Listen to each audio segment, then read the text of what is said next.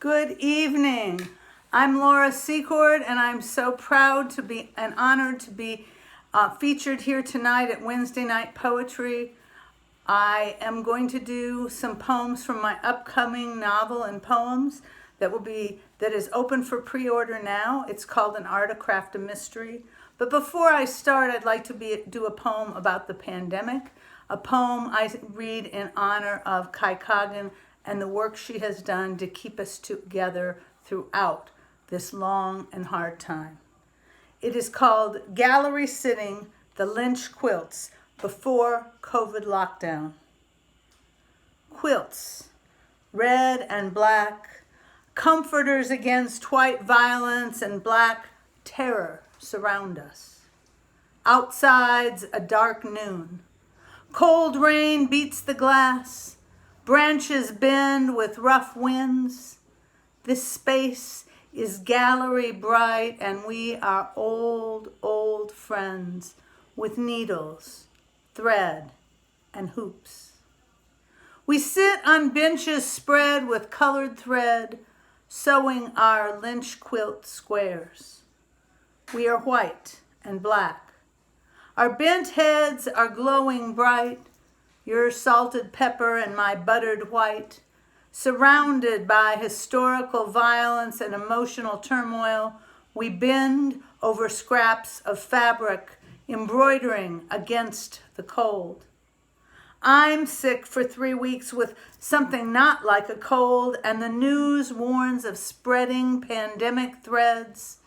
We honor a safety in distance as our minds bend, sensing the grip, a pending whirlwind.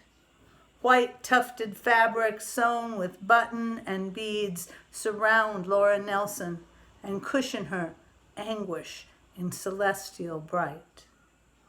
Our eyes lift to a quilt built from bright red, black, and white hanging.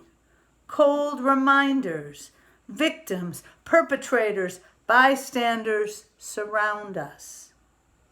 The angel you're sewing wants beautiful thread to lift Laura's baby, lost victim of white devastation, her story untold from the river's bend. Yet there's a comfort in long friendship. I bend and hunt through skeins of brightly colored thread till I find a twist of orchid floss.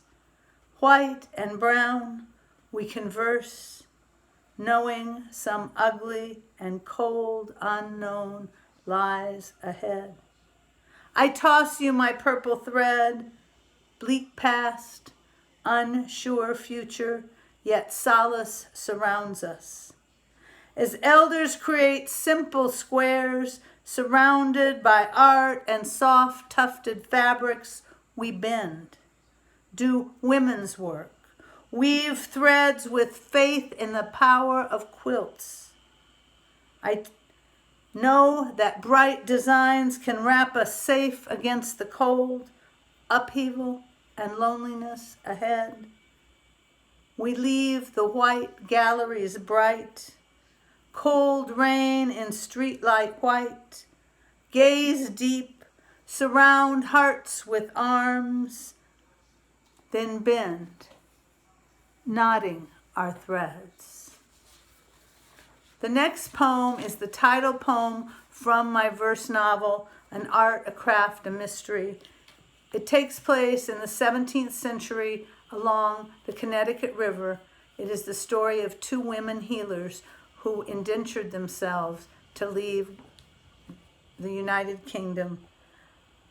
And this is the title poem, An Art, a Craft, a Mystery. We kept the small alive from day to day, kept households warm, kept bread made.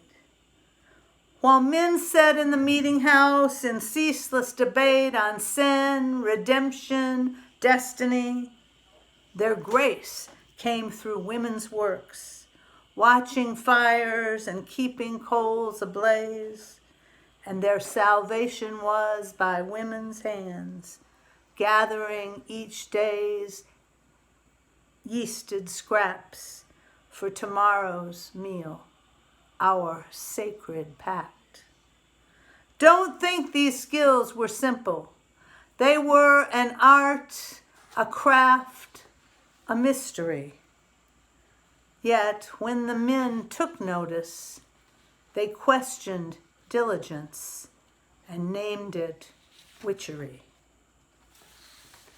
The next poem tells the reason that my characters, Lydia and Kate, left Great Britain to come to the New World. Hasty Rose Ring, in the voice of Lydia Gilbert, 1634. One rosy morn in spring I find my man home from the seas. We celebrate and sing. Our babies climb his lap. He kisses me. With a shilling from my spinning, I buy us party treats, a special feast for Papa's sea dog yarns. As children screech and giggle, he falls to coughing. I'm hopeful wrapped in his arms, a stifled cough, shaking, his body shivers. I hold a sick man at midnight, flushed with fever. I've heard sad yarns. This one comes true. My mates were ailing, and still you sing? So glad to see our babies. I want to be their treat. I brew him tea and rub his back beside me. Dawn finds me worried. He spews his breakfast on me. I wake up Kate. Watch them. I go to cure his cough. I seek a chemist's syrup I hope will treat his weakening, made from ginger to heal the man I've longed for through 2 springs. I sing a prayer for healing. By dusk, I see our family yarn unravel, flaying towards swelling grief. Infested yarns unravel all our joys. Kate, get these babies from me. Come, your Da needs sleep. They huddle up while Kate sings a ballad of love and loss as Richard coughs and coughs. He's hellish hot and ringed with red. This man is dying. A curse I can't begin to treat. Time compresses. Is this the death of which they sing? I turn to see my wee ones failing. Can't treat them fast enough to save them. All 3 coughing. My Kate tries hard. We nurse them together. Our yarn runs to its hasty end where red rings glare at me. Kate runs for help. The surgeon says, "It's plague, kid." Shaken. Can't sing. I've lost my man, my babies. No treatment worked by Kate or me. We've lived the darkest tale, but we're not coughing. Kai asked us to do some poems about loss and letting go. And I admit my poems are sad today. This poem is an elegy written by, in the words of Kate Gilbert Harrison on September 6, 1666. Elegy. Gone. My lover, partner, helpmate, husband, wise man, beloved Papa, dear friend, gone. We had 3 happy weeks, August apple harvests. Next, he clinched his belly and turned from ruddy gold to cold washwater gray. His skin clammy, breath labored. I tried, but my herbs, my poultices, even my body wrapped naked around his to calm the quaking chills, did nothing. He died, me holding him. Oh, grieving fields, inconsolable daughters, braying calves, and I alone, never to feel his warmth, never to banter, barter in lively debate, planning for the farm, the girls, the orchards. He always listened to my thoughts, considered my opinions, let me choose, like equals. Never again such raptured liberty. He swings me high, showers kisses, dances me. No consolation, no condolence, gone. He who lavished joy, shared fantastic tales, made us an island of family. And this is the final poem I'll be doing tonight. It is towards the end of an art, a craft, a mystery. It is in the voice of Kate Gilbert Harrison, and it speaks to how she feels and how she deals with her life after the death of her husband and the bullying she received from her community. A different way. Not knowing what to do any longer, filled up with loneliness and fear, I feel there is nowhere to turn. So I start to gather pale stones.